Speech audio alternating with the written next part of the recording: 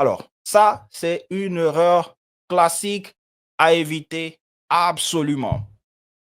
According to me. Lorsque vous vous référez à vous-même, vous ne direz pas according to me.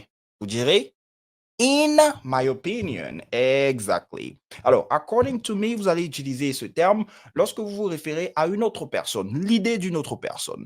De préférence, lorsque vous êtes en train de reformuler l'idée d'une autre personne, l'opinion de quelqu'un d'autre.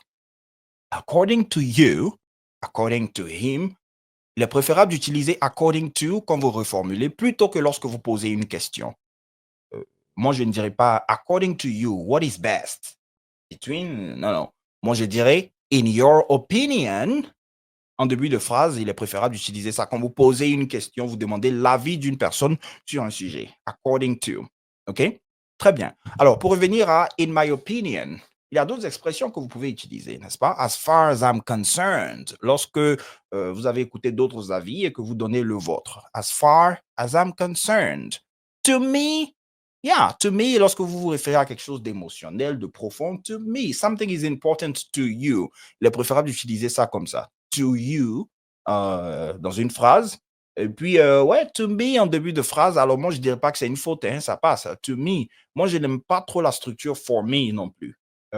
Parce que en tant que francophone, ça fait un peu trop calque dans ma tête. Quand j'entends for me, pour moi, selon moi, moi, je dirais in my opinion, tout simplement.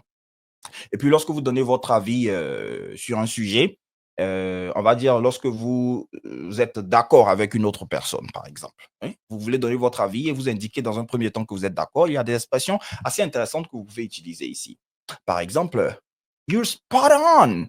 Ah, je vais vous laisser faire un exercice de recherche parce que c'est démontré hein, que lorsque vous recherchez personnellement les mots en ligne, en anglais on dira to look up a word, look it up, right? C'est un très bon phrasal verb pour vous référer au fait de chercher quelque chose en ligne.